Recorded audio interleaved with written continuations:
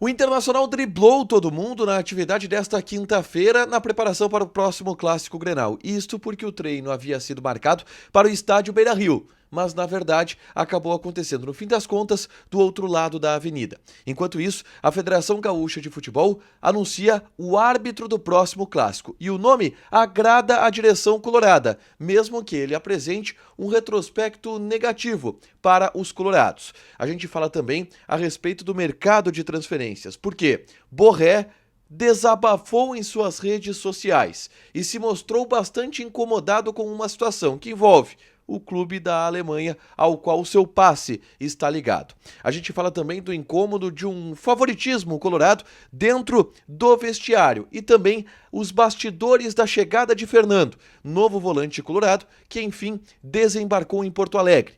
Esse é o Diário do Inter KTO desta quinta-feira, 22 de fevereiro de 2024.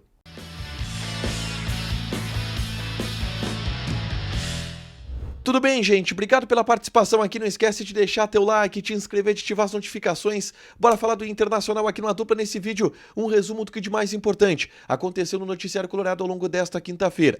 Treinamento aconteceu pela parte da tarde no CT Parque Gigante. E tem uma grande curiosidade envolvendo esse treinamento, tá?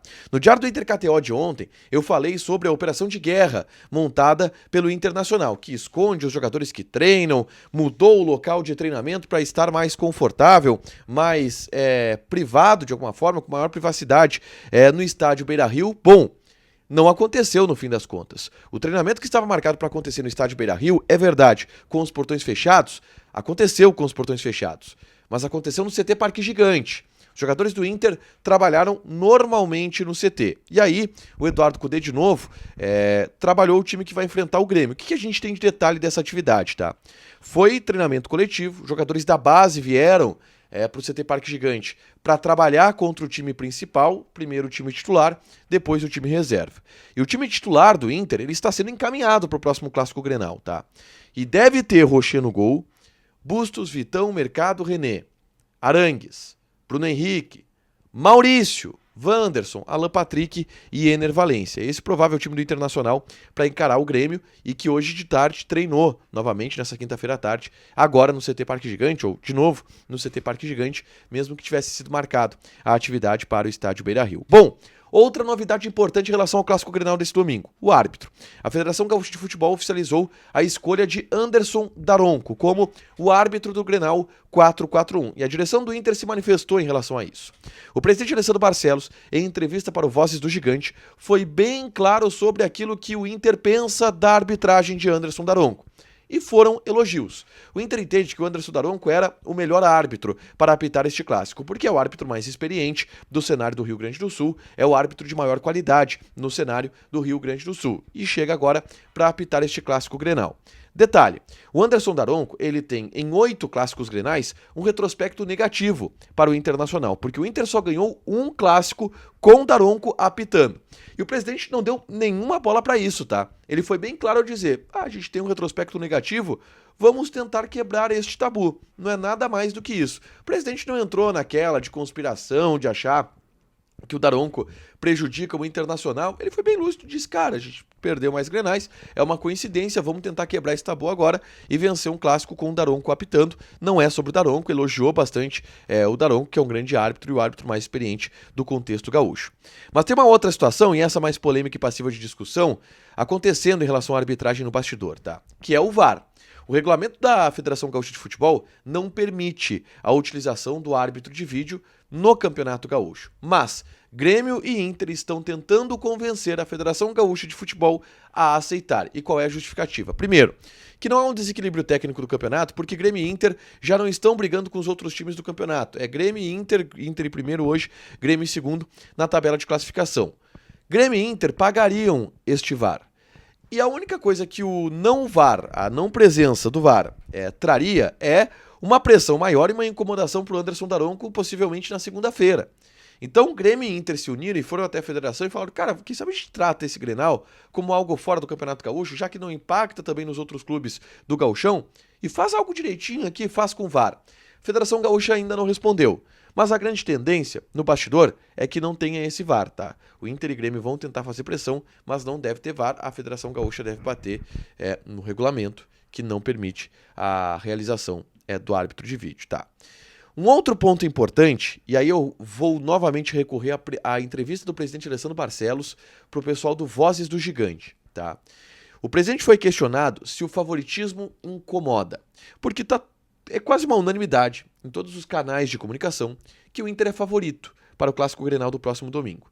E o presidente disse que não incomoda. O que o presidente falou é que a empolgação ela fica do lado de fora. Sabemos, inclusive, a dificuldade que vamos encontrar. E fez elogios ao time do Grêmio, que é um time consistente, é um time que tem o seu treinador já desde o ano passado, uma equipe forte que se reforçou e que vai tentar fazer um grande jogo. O presidente valorizou o adversário do Clássico Grenal, não entrou nessa de favoritismo, mas disse que o favoritismo ele não atrapalha, porque ele não entra no vestiário, ele é só externo e o vestiário do Inter tenta ficar um tanto quanto alheio a toda essa situação, tá? Mas ele comentou tudo isso que a gente está vendo, mano a manos, com larga vantagem para o Internacional, palpites para o Internacional vencer o Clássico. O Inter é o favorito para o Grenal 4-4-1, tá?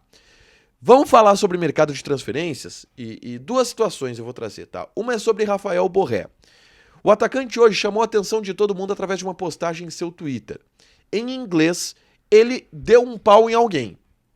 Ele disse, são por decisões, os fracassos esportivos são culpa da direção, que prioriza os negócios financeiros em prioridade, em alusão ao resultado esportivo.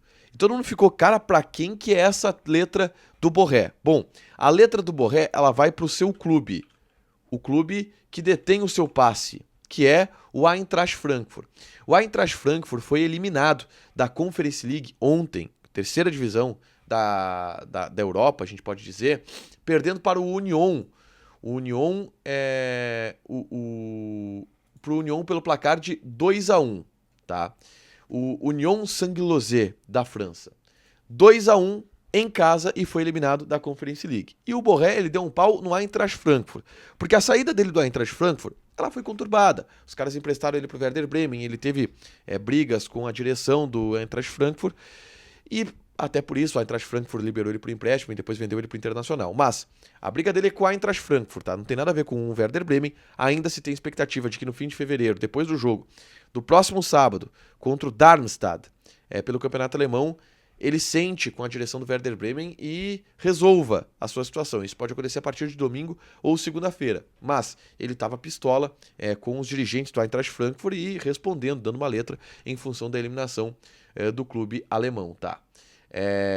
Do clube alemão, o Union Saint-Gilloise é da Bélgica, tá? Não é da França, só para eu corrigir aqui.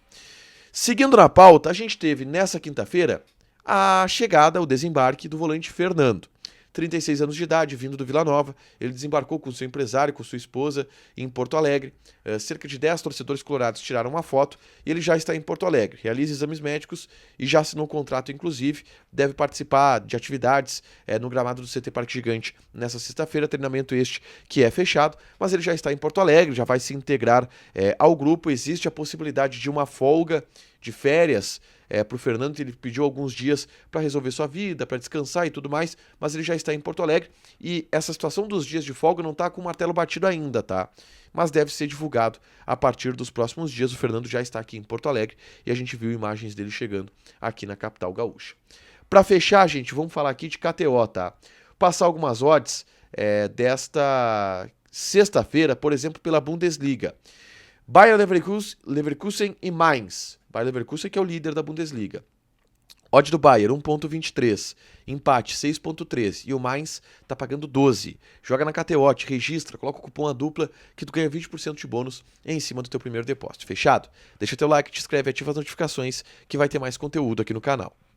Beijo!